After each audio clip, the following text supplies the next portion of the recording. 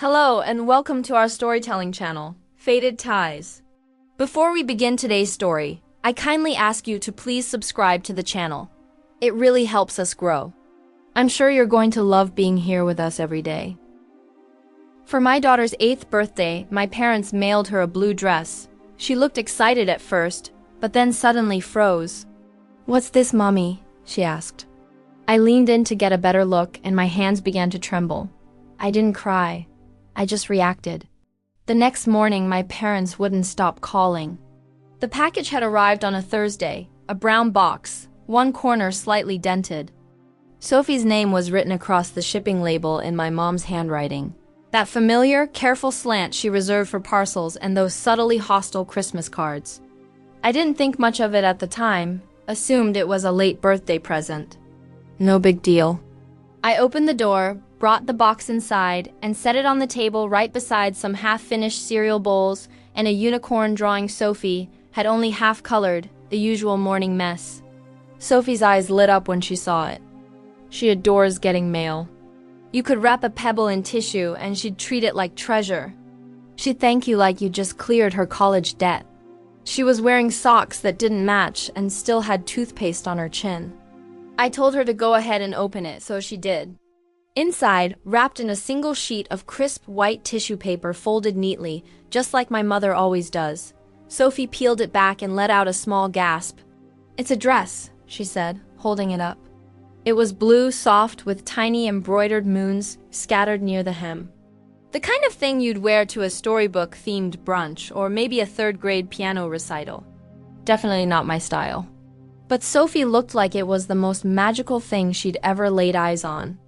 "Wow," my husband said, glancing briefly from his laptop. "Fancy, she outgrow it in a few weeks."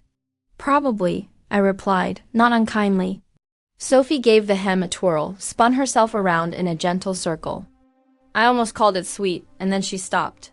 Not slowly, not with any drama. She just froze. She stared at the front of the dress as if it had spoken out loud, her brows furrowed. "Mommy," she said, "what is this?" I stood and crossed the room. She turned the dress so I could see the front. And that was the moment. That exact second, everything inside me started to shake loose. There it was, tiny white thread embroidered in cursive positioned just above the chest. Little Grace. My hands began to tremble before I even processed what I was seeing. "What's wrong?" Sophie asked. Her voice was small, uncertain. My husband walked over and squinted at the stitching. "That's weird." Maybe they meant to personalize it and just got the name wrong. "Was it a mistake?" Sophie asked. "Did they think I was someone else?" She looked up at me again. "Who's Grace?" I didn't respond. Not out loud, but in my mind I said it. "We don't speak of Grace in this house. Not because it's forbidden, but because we know better." "I don't mind," Sophie said. "It's still pretty. I can wear it, even if the name's not mine." "No," I said. "You're not putting it on." "But it's okay. You're not wearing it." I didn't raise my voice, but I left no space for argument.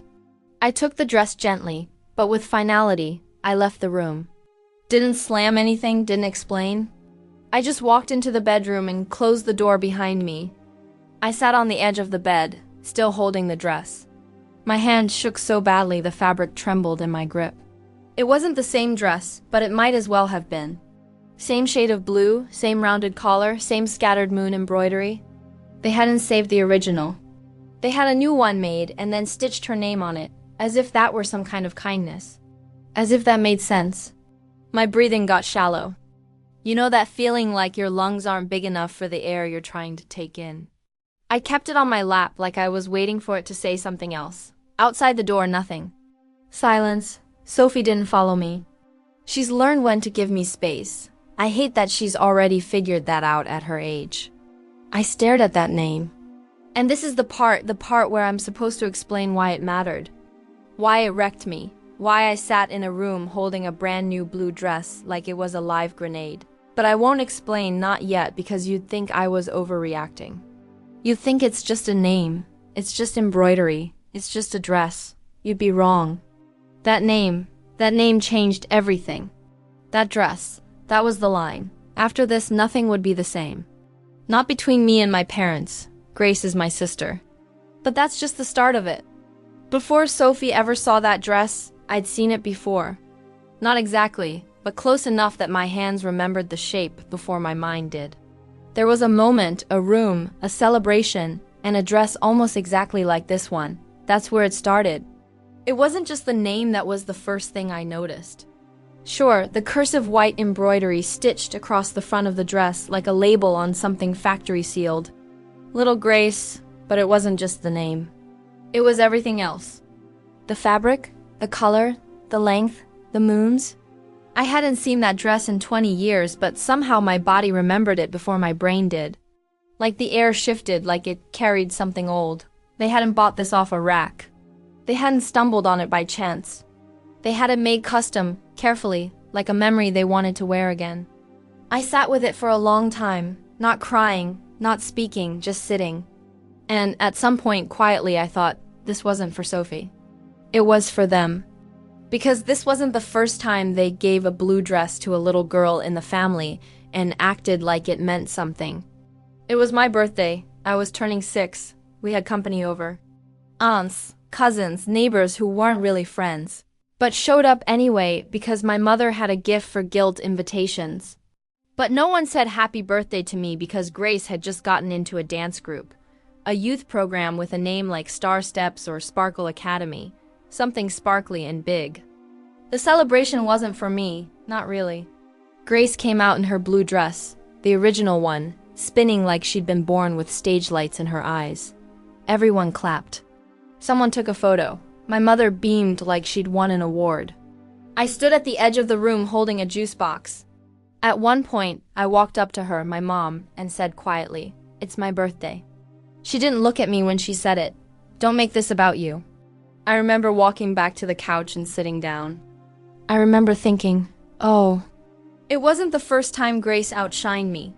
It was just the first time I realized I would never catch up. She was 2 years older, but the space between us felt endless. She had the kind of charm that made teachers lean in and listen. She could walk into a room and come out with everyone's admiration stuffed into her back pocket. She wasn't cruel. Not exactly. She just absorbed all the light, and the rest of us got used to squinting. I used to mimic her handwriting, her posture, even her laugh. I believed there had to be a formula. And if I could just decode it, maybe I'd finally receive the same warmth she did. But no matter how much I practiced, I never figured out how to become her. Years went by, we got older. Grace drifted from job to job, city to city, relationship to relationship. She always lingered just long enough to draw admiration, but never stayed long enough to settle down. She didn't vanish. She simply moved too quickly for the rest of us to keep up. Then she made an announcement. She was launching a brand, not just a store, a brand. It was going to be trendy, sustainable, high impact, low waste. She had the lingo down so perfectly that I almost believed she understood it all. She showed us a website, mock-ups of handmade jewelry, professionally staged sample photos. She said she had partnerships lined up, said there were already buyers waiting. She claimed all she needed was funding to expand production. It wasn't a gift. She made that very clear. It was an investment. She guaranteed full repayment within a year, maybe even triple the return, depending on how fast the second collection took off. At first, the requests were modest, a couple hundred here, 1,000 there. She made sure never to ask for too much at once. She sent us updates, screenshots, invoices, even what looked like messages from interested buyers. Then came larger requests. She said a boutique in Los Angeles had placed a big order and she needed money up front to cover manufacturing. Next, she mentioned a showroom in New York. Then, an influencer supposedly asked for exclusive rights. We believed her. My parents gave what they could afford. I gave more than I should have because she wasn't just my sister. She was the star. And when she glowed, the rest of us got to bask in a bit of that light too. Until the day she stopped answering. First came delays, then ignored calls, then vague messages saying she was overwhelmed and just needed a little more time, and then silence. And with her silence, the money disappeared too. At first, we feared something terrible had happened. Some accident, some crisis, but nothing ever surfaced. What did arrive was a brief letter, flat, emotionless. She said she had moved abroad. that she needed distance and time. She hoped we'd understand. No apology, just that. And gradually, painfully, we pieced together the truth. There was no business, no production line, no suppliers, no purchase orders, only a website, and behind it nothing. She had taken every dollar we gave her and spent it not on fabric or marketing or logistics, but on herself. Travel, hotels, gifts, and who knows what else. She took everything and then vanished. The damage went beyond just the financial. It became legal. I started receiving calls about accounts I had never opened, credit lines I'd never used. She had taken out loans in my name, opened credit cards, small balances at first, then more, each time growing, always staying just ahead. The police called it a civil dispute. The bank said it was my word against hers. The debt sat there accruing interest, dragging me down. My parents were shattered. They said it again and again. We're broken, as if saying it often enough might somehow make me forget what they'd done. But they were the ones who gave her the matches, and I helped strike them. I stepped in, took on extra shifts, helped with their mortgage, covered their late bills one after another until my hands trembled each time the month came to an end. And through it all, I truly believed we were in this together. I thought we had all learned the same hard lesson until the comments started. Sophie looks just like Grace did at that age. She has her spark. Maybe she danced too. At first, I thought it was nostalgia. Then the gifts came. The books, the outfits, the soft push toward old familiar shapes. And then came the dress and everything that followed. I didn't react the way I thought I might. No yelling, no sharp breath, just a stillness that settled in my spine and wouldn't leave. I picked up my phone instead. Still sitting on the edge of the bed, dressed beside me like a sleeping ghost. I opened my banking app, then another, each one blinking open like a polite assistant asking what I needed. I canceled the grocery card reloads. I canceled the monthly transfers. I canceled the half payment I'd been making toward their mortgage. Gone, gone, gone. It was quiet, mechanical, almost soothing, like deleting old voicemails. I didn't even pause to second guess it. My body was operating on something older than thought. I left the apps open a few moments longer than necessary just to remind myself it was finally over. Then I stood up, folded the dress, laid it carefully on the desk in the corner, and went to bed. The next morning, I woke up before the sun. Sophie was still asleep. My husband was up making coffee, blurry-eyed, but already in his work shirt. "You sure?" He asked when he saw me holding the dress. I nodded. "I won't be long." "Can you get her ready for school?" "Of course." He didn't ask anything else. I folded the dress again, this time into a plain brown paper bag, added a handwritten note, 3 short sentences, each one heavier than it looked. "You lost one daughter. I am the one who stayed. You just never noticed. Don't contact me again. I'm not covering your debts anymore." "If you want someone to bail you out," asked Grace. The drive was quiet, not long, but long enough for me to second guess it. I didn't. Their house looked exactly the same, which felt like a joke I wasn't in on. Same overgrown rosemary bush out front. Same cracked flower pot. Same dent in the garage door from the year Dad tried to back out too fast on New Year's Eve. I got out, walked to the porch, set the bag down. No doorbell, no passive-aggressive knock, just me standing there, then walking away. The first call came at 9 a.m., then another by 10. I had 6 missed calls and 2 voicemails by 11. I stopped counting. I listened to one of the voicemails just to get a taste. My mother's voice sharp with disbelief. "What is this?"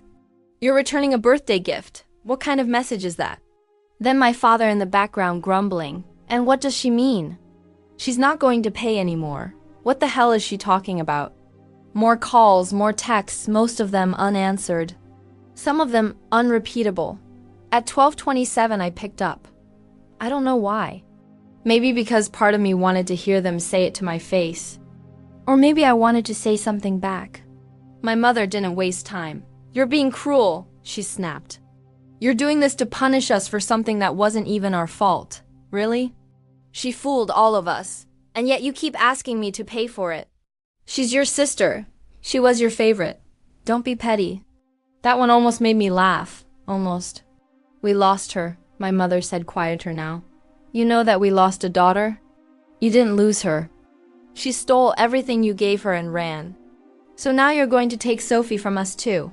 I sat with that. Let it echo a bit. You don't want Sophie, I said. You want Grace. You're just trying to find her in someone else. That's not fair. No, I said. What's not fair is that I was the one who stayed. I was the one who cleaned up after her. I worked 2 jobs.